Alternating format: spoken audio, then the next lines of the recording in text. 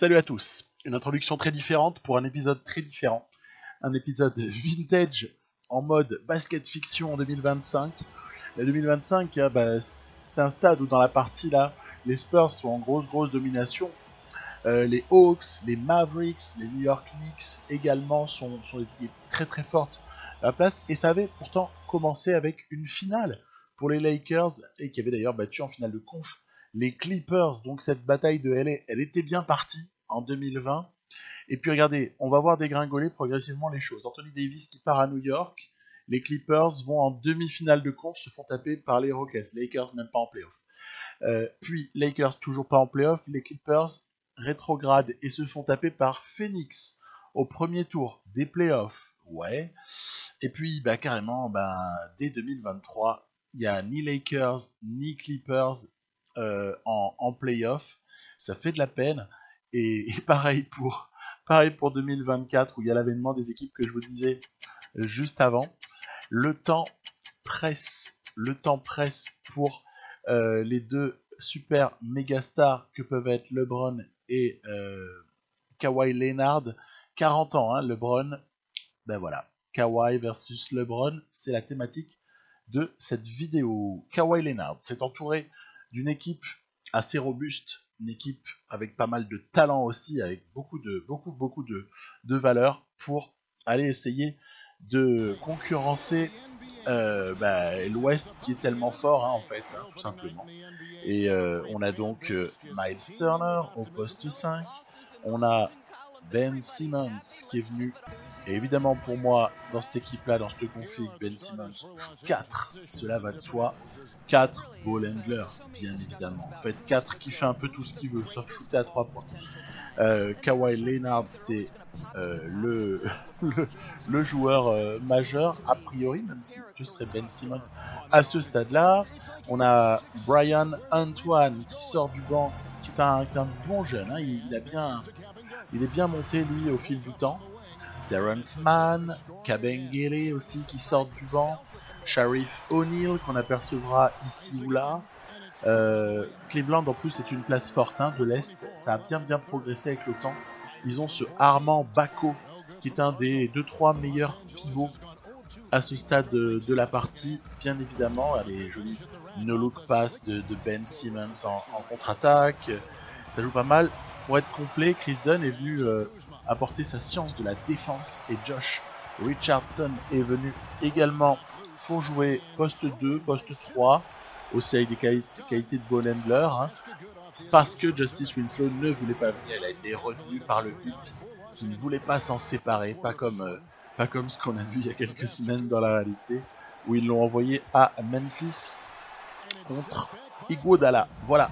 Donc on est en 2025, tous ces joueurs-là ont vieilli et c'est assez sympa d'avoir quand même une équipe qui aurait pu avoir lieu, être réunie en 2020, et on l'a en 2025. Qu'est-ce qu'elle peut faire? Est-ce que c'est un candidat crédible, cette équipe des Clippers, un candidat crédible pour une victoire finale, en tout cas pour supplanter les Mavericks, pour supplanter les Spurs?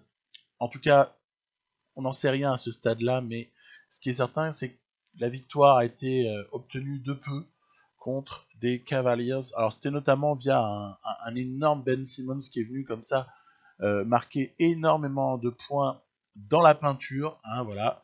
C'est parce que c'est sûr que si on l'utilise autrement, on risque d'avoir 2-3 déceptions.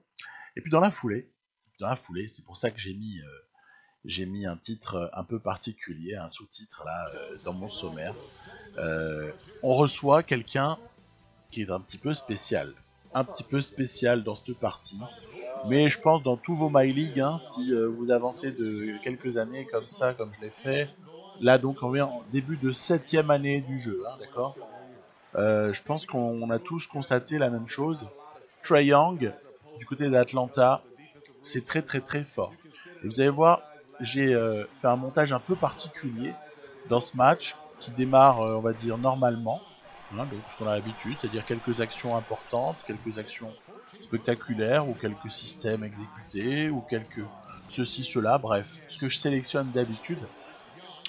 Et puis après, on va passer sur un Triangle Show. Voilà, je vais laisser découvrir tout ça.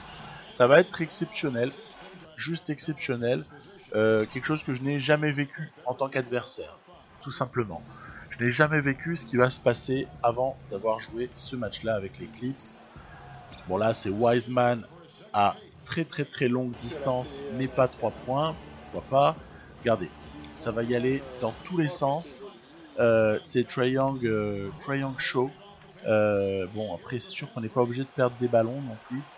Après, ouais, je suis en train de m'adapter un peu à cette équipe avec laquelle j'ai joué quelques matchs. Ça prend toujours un petit peu de temps en fait. Hein, ce truc-là, très joli en end-off. Trae Young qui bénéficie après d'une interception malgré le retour de Kawhi. Et il y a une petite avance comme ça qui se construit dans ce match pour les Hawks. Hawks qui sont très forts, hein, mais vous le savez si vous avez déjà vu les épisodes précédents. Les Atlanta Hawks, regardez, celui-là il est somptueux, celui-là. Celui-là, il fallait quand même le mettre. Bam. Il est énorme, il y a 2 mecs sur lui, il le met au-dessus de Miles Turner. Hawks qui sont quand même finalistes en titre. Donc on est face à ce qui se fait de mieux dans la NBA. Alors Nice dit magnifique Brian Antoine là, il était somptueux sur ce coup-là. Au lieu de rester près du panier, il avait été collé sur l'extérieur. Ça c'est pour moi, évidemment. Regardez-moi ça. Hop là. Ben Simmons ne peut donc même pas défendre Trae Young. Après le match reste serré. Hein. C'est pas parce que Trae Young nous fait un festival qu'on n'est pas capable de s'imposer éventuellement. Et bam, vas-y que je te tue avec DeAndre Hunter à 3 points. En derrière, on va rebeller, hein, parce qu'on n'est pas battu encore. Hein, on n'est pas battu. Il y a de la contestation, il y a de la défense. On impose un petit peu notre physique. Par contre, les lay-ups, voilà, les lay-ups, il faut les mettre. Sinon, c'est pas possible. Regardez-moi ça, Hunter qui fait payer très cher ce lay-up raté par Chris Dunn. Allez, l'écran, tout est possible encore si Josh Richardson marque. On est à une possession, il n'y a pas de problème. Une possession, c'est encore faisable. Allez, Trae Young qui a la balle, on s'en doute. Chris Dunn qui défend comme il peut sur le jeune phénomène, un peu moins jeune d'ailleurs. Maintenant, et là, waouh, c'est Kawhi qui a flotté. Pour vous dire, j'ai même pas eu le cœur de faire faute, j'ai juste essayé de voir si je pouvais piquer la balle. Là, c'était trop majestueux. Trop majestueux, des fois où il faut s'incliner. Quand l'adversaire est trop fort. Et là, c'était irrespirable la chaleur de Trae Young sur ce match-là. Donc, je vous ai sélectionné pas mal de paniers qu'il a pu inscrire dans ce match. C'était volontaire. Le mec nous fait un pourcentage au shoot de malade mental. C'était le Trae Young Show. Et c'est vrai que j'avais déjà remarqué qu'il pouvait être très fort, mais jamais à ce point-là. Alors, il y a plusieurs explications, bien sûr. Il n'y a pas que ah ouais, il est trop fort, bon, ok, next. Non. Je pense que la défense, à ce stade-là, la défense des Clippers, puisque l'équipe, j'en ai pris le contrôle que à l'été 2025, hein, n'est pas à la hauteur à ce stade-là pour faire face à un tel shooter. Et puis, il y a autre chose aussi. Il y a autre chose, c'est que peut-être Chris Dunn aurait peut-être été pas opportun là-dessus. Je pense que si je les recroise, je ferai autrement. Mais, quel match se profile à l'horizon? Un match pour la suprématie de LA avec LeBron James. Ni plus ni moins comme adversaire. LeBron qui est descendu un peu à 88, ça fait mal au cœur. Mais ça reste encore un sublime joueur. Et ben voilà, on va jouer ce match. Alors, LeBron James, c'est une chose, mais il faut savoir par qui il est entouré. Voilà. Russell Westbrook, à 36 ans, est venu renforcer cette équipe avec Russell Westbrook. On se doute qu'il peut jouer au marsupilami jusqu'à 45 ans, hein, tellement il a des qualités athlétiques naturelles somptueuses. Victor Oladipo sera le 6e homme de cette équipe des Lakers. Il a 33 ans. Dans le même temps, Josh Hart est venu renforcer. On a un Vince Edwards. Bon joueur, hein, mine de rien. Hein, c'est un vrai joueur, lui. Hein. Bon joueur, Vince Edwards. Mais ça, bon, c'est mineur, hein, j'ai envie de dire, dans le roster, mais des fois, c'est les joueurs mineurs qui font basculer des matchs, hein, donc il ne faut pas mésestimer. Finney Smith, un certain Trendon Watford. Alors, il est intéressant, celui-là. C'est de la classe de draft 2021, Trendon Watford. Donc, voilà, à suivre. Et puis, il y a ce fameux Evan Mobley. Evan Mobley qu'on annonce à la draft 2021. Les Lakers ayant fait une saison catastrophique l'année qui avait suivi leur finale contre les Sixers, je vous ai montré en intro, avaient drafté ce fameux Mobley en premier pick. Et donc depuis, il n'a cessé de se développer. Il n'a cessé de se développer, si bien que on a là un très très fort joueur, voilà, 87 ou 88 de général, enfin très fort, 87 en l'occurrence. Il peut stretch, il défend, il prend des rebonds, il fait tout le gars. Donc le projet est le suivant. Laquelle de ces deux équipes de LA est en mesure de concurrencer le mieux possible les forces que je vous ai déjà détaillées. Voilà, ça c'est tout l'enjeu de cette saison là 2025-2026. Il y en a un autre d'enjeu, c'est qu'il y a le surf qui, ça se murmure, pourrait bien avoir déménagé, mais je dis ça, je dis rien. On découvrira ça dans pas longtemps dans une future vidéo. En attendant, il y a ce choc Clippers contre Lakers. Ça se passe forcément au Staples Center dans la partie. Les Clippers n'ont pas déménagé. Et puis de toute façon, c'est les Lakers qui reçoivent. Voilà. Donc intéressant, long format pour ce match-là. Vous allez voir que normalement il n'est pas décevant. Puis en plus il y a pas mal de joueurs qui sont intéressants à voir associés comme ça, que je vous ai jamais proposé en fait. Associés les uns avec les autres. Je parle pas trop des Clippers, puisque vous savez que c'est un vieux fantasme pour moi de réunir une équipe avec Turner, Simmons, Leonard, Chris Dunn, et puis normalement Justice Winslow, mais voilà, j'ai expliqué, le hit n'a pas voulu le lâcher, c'est comme ça. Et puis du côté des Lakers, vraie interrogation autour de l'alchimie potentielle de cette équipe. Notamment voilà, Watford qui va commencer sur pick and roll à exploser vers le cercle, servi par Russ West. On a comme ça des choses à tester. LeBron, Kawhi était un peu en retard. Hop, ce sera une passe pour Watford, toujours qui fait un bon début de match, solide. On ira chercher Mobley un petit peu plus tard dans le match, bien sûr. Le fameux duel, LeBron qui s'est fait posséder par Kawhi. Et oui, à ce stade-là de sa carrière, à 40 ans, LeBron James, évidemment, n'est plus le défenseur qu'il a été dans ses toutes jeunes années. Et Kawhi Leonard, c'est difficile à stopper pour un tel joueur. De toute façon, Kawhi Leonard, il est difficile à stopper pour à peu près tout le monde. Voilà, donc ça se donne de tous les côtés, c'est contre-attaque time. Et qui est-ce qui va nous conclure tout ça? C'est le marsupilami, bien sûr. Westbrook qui, dans cette partie, a connu plutôt des bonnes années à Houston. C'est normal puisque c'était du Houston en version Capella. Donc c'est-à-dire que Houston jouait avec un intérieur. Donc Harden, Westbrook, Capella, tu mets quelques joueurs autour qui savent un tout petit peu shooter et défendre. Tu vas minimum en demi-finale de conf, en gros. Et c'est vrai que du coup il y a eu de belles années pour Houston qui quand même avec le vieillissement de certains cadres, c'est toujours le problème quand on a de gros salaires, Westbrook, Harden, donc pour ne pas les citer, de très gros salaires. Forcément, plus ça avance, plus le salaire de ces gars-là augmente et moins vous avez de place sous le salary cap pour essayer d'entourer ces types-là. En l'occurrence, ici, voilà, on va recoller légèrement avec ce joli panier de Bone. Voilà, c'est les Pistons qui m'ont inspiré, avec Jordan Bone en backup, mais qui n'a pas beaucoup. Mais quand même, il est là. Josh Hart qui va égaliser. Voilà. Donc oui, Russell Westbrook arrivé au bout d'un projet à Houston. Jamais titré, mais ça on sait pourquoi. C'est parce que dans cette partie, Houston aura toujours trouvé sur sa route le voisin texan des Spurs. Là, c'est la séquence défensive. Allez, Watford qui bloque l'accès au cercle de Simmons. Turner qui finalement décale à Dunn qui rate alors que c'était ouvert. Là, à la limite, c'était un panier qui aurait pu être planté par les Lakers. Je termine le match avec Oladipo dans le 5, bien évidemment. C'est un sixième homme qui termine le match. Hein. C'est pas un sixième homme, je dirais, qu'on remet sur le banc à la fin. Regardez, Mobley va sortir de sa boîte.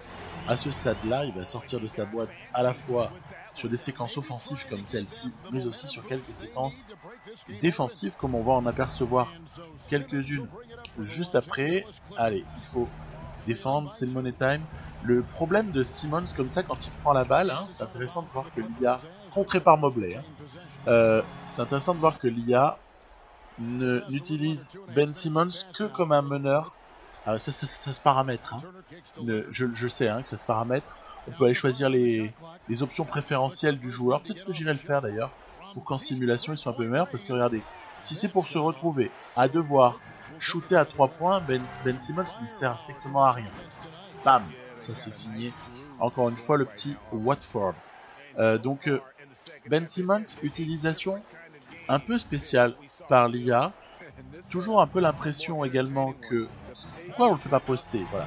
Faites-moi poster Ben Simmons, faites-moi surtout jouer Ben Simmons sur du jeu rapide, sur des coupes dans le dos du défenseur, sur, je sais pas moi, des systèmes qui sont un tantinet adaptés, parce que finalement, le défenseur de Simmons, là j'ai pas trop joué ce jeu-là, hein, mais j'aurais pu garder Watford tout le temps et juste bloquer l'accès à la raquette. Voilà. Donc ça c'est un vrai problème pour une équipe qui a Ben Simmons, qui normalement Ben Simmons doit être une valeur ajoutée. Attention le duel, Kawhi, LeBron. Ah là là, la faute de LeBron qui va envoyer sur la ligne Kawhi Leonard pour 2 lancers. Hein, voilà, donc il y a un vrai problème tactique en fait pour une équipe qui possède Ben Simmons, c'est comment tu l'optimises. Comment tu optimises les qualités qui sont immenses hein, de Ben Simmons. Et du coup, c'est de ce côté-là que peut-être, même pour les simulations, je pense qu'il y a des petits paramètres que je regarderai un jour ou l'autre de près, puisque le garçon ne joue pas comme un meneur classique, il ne joue pas comme un ailier classique, il ne joue pas non plus comme un ailier fort classique, il joue comme un joueur atypique qu'il est. Attention, il y avait le mismatch ici, on en profite pour aller provoquer la faute de Miles Turner. Miles Turner qui fait faute, mais le problème c'est que Watford, avec sa petite gestuelle là, qui est pas encore maîtrisée de mon côté, Watford il va faire que 1 sur 2, voilà, pour quand même donner 3 points d'avance aux Lakers. Allez, balle aux Clips, c'est Simmons qui remonte la balle, défense de Watford qui est assez mobile, hein, il peut encore assez bien s'opposer à Simmons, mais je pense pas qu'il soit athlétiquement aussi fort. Ça a changé en défense. Mobley qui va évidemment contester la pénétration de Ben Simmons. Ça joue en contre pour évidemment dans le corner. LeBron, swish. Voilà, le swish de LeBron, ça va être pied sur la ligne. C'est pas 3 points, c'est 2 points. Ça aurait tué le match hein, si c'était 3 points. Là c'est 2 points, 40 à 35, on a plus 5 donc. Balle aux Clips. Qu'est-ce qui va se produire? Contestation. Encore une fois on arrache un stop défensif dans le money time. Ah là là, le cut de LeBron James n'a pas été vu. Sinon ça aurait été un panier facile. Mais en même temps, oh là là là là, dommage. Ça aussi c'était une balle de match pour clouer les Clippers sur place. Balle à Jay Rich qui donne à Kawhi. Écran posé par un Miles Turner qui provoque le changement de défenseur. Kawhi va aller au cercle et carrément aller chercher le lancer franc bonus puisque il a mis le panier malgré la faute de Watford. Évidemment le lancer est réussi, c'est Kawhi Leonard. Et donc de cette façon les Clippers reviennent à -2. On se demande déjà un peu côté Lakers comment est-ce qu'on a pu en arriver là. Je trouve que, et ça tu vois c'est un ajustement qu'il faut faire, la toute fin de match doit être un peu modifiée sur le plan de la rotation. J'ai aussi des joueurs âgés qui ont forcément perdu un peu leur capacité d'endurance. De ce fait, il faut s'adapter. Donc au niveau de la rotation, il y aura des petites choses à regarder ici ou là. Le pull-up, regardez-moi ça, c'est pas énorme. Écoutez, j'ai pris un vent monumental. C'était un Mistral dans la figure là que j'ai pris sur ce shoot là, mais incroyable, incroyable, surtout que derrière. Donc airball de Westbrook sur le pull-up derrière la sortie d'écran. Hein. Derrière, faute sur Miles Turner, ok, qui met le premier. Pas compter sur Miles Turner pour être maladroit au shoot en général, hein, et même et donc au lancer franc en particulier. Hein. Miles Turner, un très bon shooter, hein, c'est un pivot assez remarquable. Hein. IRL, je pense que ces jours sont peut-être comptés hein, du côté des Pacers, dans le sens où il semblerait que les clés du camion aient été données à Brogdon et surtout à notre ami Sabonis. Regardez ici ce que j'ai tenté. Oh là là là là là là. J'ai tenté un shoot au dernier moment sur l'homme chaud du moment, qui était Mobley, hein, puisque ce fin de match c'est Mobley qui est vraiment est très très chaud. Je pense pas que c'était bien joué. Moi je pense que c'était pas terrible. Il fallait choisir une autre option, même quitte à prendre un temps mort, quitte à même jouer un pick and roll tout bête avec Russ West et déclencher à la minute, trouver un homme libre. Bref, on se retrouve en prolongation et c'est un peu dommage quand on a eu à un moment donné 5 points d'avance plus la possession. C'est dommage de se retrouver dans cette situation là. Vous voyez que c'est dur de trouver des solutions. La défense des Clips ainsi construite est pas mauvaise, même s'il y a quand même là une horrible défense du pick and roll via Ben Simmons, puisque Mobley a l'accès au cercle, Meister n'a pas le temps de revenir. Allez, Chris Dunn qui remonte la balle. Qu'est-ce qui va se passer? Est-ce qu'on va lui proposer un écran? Pourquoi est-ce que Turner reste comme ça? Oui, je remarque qu'il a l'avantage de faire sortir notre pivot, puisqu'il est un danger à 3 points, très clairement. Ben Simmons n'en est pas un, hein, c'est dommage, où il joue plutôt la pénétration.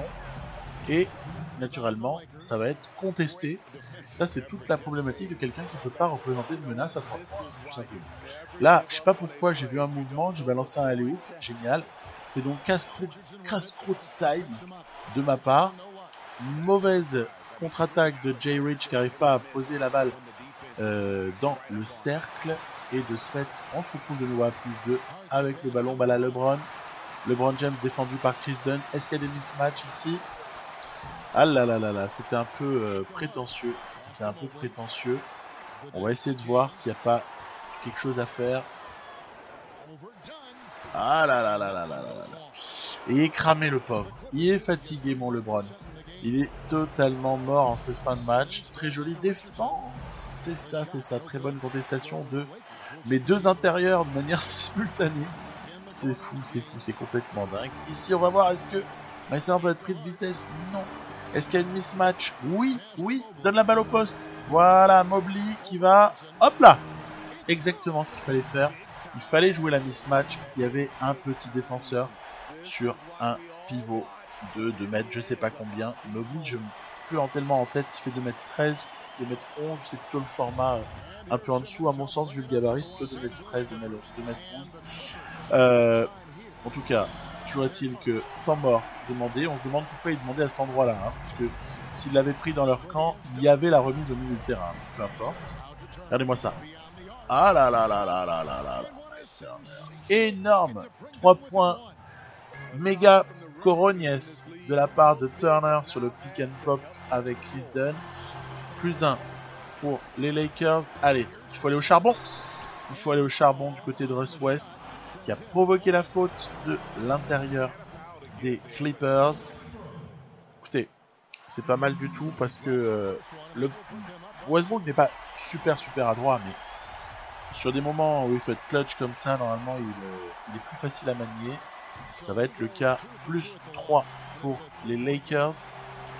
Ouf, on a réussi à réagir. Cette prolongation est très serrée, c'est assez intense. Regardez-moi ça, une deuxième fois d'affilée, l'IA qui fait prendre un temps mort au milieu du terrain. N'importe quoi. Allez, balle à Kawhi, attention à pas dribbler dans la zone défensive. Qu'est-ce qu'ils vont proposer nos amis? Et là, wow, j'ai été attiré par Kawhi avec Mobley. Heureusement, Turner avait le pied sur la ligne, ce qui fait que c'était un 2 points long. Il est adroit ce Miles Turner en fin de match, il est très fort. Hein. Attention, et là je vais donner la balle à mon meilleur tireur de lancer sur le terrain. c'est Victor Oladipo qui va être chargé de planter comme ça quelques lancers francs, histoire au moins de nous assurer une prolongation, une deuxième prolongation, on va dire. Allez, plus 2. Qu'est-ce qui va advenir du deuxième lancer? Bien sûr qu'il est dedans. Bien sûr qu'il est dedans. Plus 3 pour les Lakers. Balle à Dunn. Quelle option vont-ils choisir? Kawhi, Turner, ça pédale dans la choucroute puisque quand même un step side de Turner, quoi, c'est abusé. Abusé, comme si Turner était donc le seul shooter à 3 points des Clippers. Ah, quel dommage, on a encore eu une dernière possession gâchée par l'IA dans l'équipe d'en face. C'est dommage, hein. Dommage, ce petit step side là. Turner, il est vraiment, il est ugly, ugly, ugly. Bref, l'histoire, vous avez compris, elle tourne en faveur des Lakers. 1-0 pour LeBron dans le duel à distance face à Kawhi. Mais c'est que le début de saison. Et c'est à la fin de la régulière qu'on verra déjà lequel des deux a la meilleure équipe autour de lui. Ça, c'est pour commencer. Et puis, c'est également à la fin des playoffs qu'on verra s'il y a crédibilité ou pas pour candidater pour le titre chez l'une de ces deux équipes. Mon pronostic à ce stade-là, c'est que j'ai peur que les Lakers soient un peu justes. Et je pense par contre que les Clippers ainsi construits peuvent être davantage une équipe de playoff pour des raisons défensives essentiellement. À voir, à confirmer hein, l'histoire. Hein. C'est juste une intuition, je spoil rien, j'ai pas joué très très loin, en tout cas pas plus loin que ce que vous allez voir juste après. Donc victoire des Lakers, on passe à la suite. Parce qu'avant de parler de playoff et de comportement en playoff, il faudrait peut-être y être. On va voir ça. On va voir ça. Donc, les Lakers, ouais, ça se passe pas trop mal. Vous allez voir, il y a très peu de matchs joués, c'est assez rigolo de voir que le calendrier est hyper déséquilibré en termes de nombre de matchs, de densité de calendrier au tout début. Et puis, il y a aussi la question de LeBron qui s'est légèrement blessé. Mais ça, à la limite, ça permet de faire rentrer dans la rotation un Finney Smith, un petit peu plus Edward McDaniels également. Bon, c'est pas trop grave en fait comme blessure. 18 novembre, réception des Bucks qui sont battus. Déplacement ensuite du côté des Pacers. Ok, ça va pour une victoire. Retour de LeBron, c'est très bien, c'est très très bien. Voilà, peut-être étendre un peu, élargir un peu la rotation par rapport à ce que j'avais fait à l'origine. On n'est plus en 2020, donc il faut aussi y penser, vivre avec son temps de 2025. Et ouais, c'est délicat, hein. C'est délicat projeté comme ça, mais je trouve que justement c'est intéressant comme exercice. Je préfère en fait faire une partie qui va très très très loin que 10 parties qui font 2 ans. Vous voyez ce que je veux dire? Je trouve qu'en fait ça a plus de profondeur parce qu'on voit des choses qu'on n'a pas l'habitude de voir. Minnesota, c'est une défaite et puis on approche d'un match contre les Spurs qu'on ne jouera pas mais qui aura lieu ultérieurement dans une autre vidéo pour ces Lakers. Bon, ben c'est pas mal à ceci près que en fait les vétérans sont exténués. Bon, Watford, la fatigue à mon sens elle est pas irrémédiable, c'est juste parce qu'on est juste après un match, hein. Pas tout confondre. Mais par contre, pour Westbrook et LeBron James, on m'a déjà signalé l'épuisement. Donc on va limiter tout ça à 27 minutes. Voilà. Et puis c'est bien, ça permet d'élargir. Il y a quelques très bons joueurs finalement qui méritent du temps hein, dans ce roster. Donc, si c'est 2 pour les Lakers, mais quid des Clippers? Eh bien, c'est un peu la cata. C'est un peu la cata pendant ce temps-là. Les Clippers se retrouvent à 4-11. Alors, si on m'avait dit ça avant la saison, j'aurais pas cru une seule seconde parce que plein de choses. Je vais développer. Déjà, c'est amusant si on compare les deux équipes de voir qu'elles ont sensiblement les mêmes points forts et de ce fait forcément un peu les mêmes points faibles. Hein. C'est pas mal du tout, ça reste excellent globalement. Les rosters, moi je pense que les rosters sont de très bonne qualité. Après, la NBA a évolué, on peut imaginer pas mal de choses, notamment le renforcement de la ligue qui fait que par exemple des Clippers se retrouvent bottom of the NBA dans plein de catégories de stats. Attention, c'est pas des stats avancées, mais là, à ce stade-là, les stats, elles parlent quand même. Parce que quand on se retrouve 30e, 27e, 28e, il y a des choses à dire. Sur le plan du roster, j'ai pas vraiment de doute. J'ai pas vraiment de doute parce que avoir un pivot titulaire à 88 et un backup à 79, il n'y a rien qui me semble particulièrement choquant. Peut-être la faiblesse relative au rebond de Turner, éventuellement, mais on le connaît, hein. Sharif O'Neal en sortie de banc derrière un Simmons hybride, finalement, poste 4, mais tu peux aussi le faire jouer poste 1. Ça peut se discuter, honnêtement, il n'y a pas de vérité absolue pour moi là-dessus. Kawhi Leonard à 90, mince alors, 34 ans, pas 36, ça va, 34 ans, 90 d'overall, c'est bon, hein, y a pas, ça reste un joueur massif, quoi. Ce Antoine en sortie de banc, pour moi, doit faire le taf. Est-ce que c'est Jay Rich qui est en question finalement? Est-ce qu'au final, j'ai mal tapé avec Richardson? C'est possible. Terrence Mann et Chris Dunn, quand on n'a pas envie d'avoir un meneur vraiment leader, scoreur et tout ça, c'est nickel, ça fait le boulot. Donc, je comprends pas. Je suis dans une grosse interrogation en fait face à ce tableau dramatique de défaite des Clippers en ce début de saison. À mon sens, il y a plusieurs pistes. Déjà, est-ce que la qualité en doute? Pas à mon sens. Je veux bien dans les commentaires hein, avoir une idée, mais complémentarité, on peut en discuter. Les choix aussi de rotation, peut-être qu'ils vont être à adapter. L'entente, elle est catastrophique. L'entente, elle joue énormément en simulation. L'entente équipe, hein, elle va monter. Et par contre, je reste confiant pour la suite, parce que je vois pas comment une équipe comme ça pourrait rester avec un bilan aussi dramatique, presque proche des 25%. Ce qui est dramatique, c'est honteux. C'est honteux.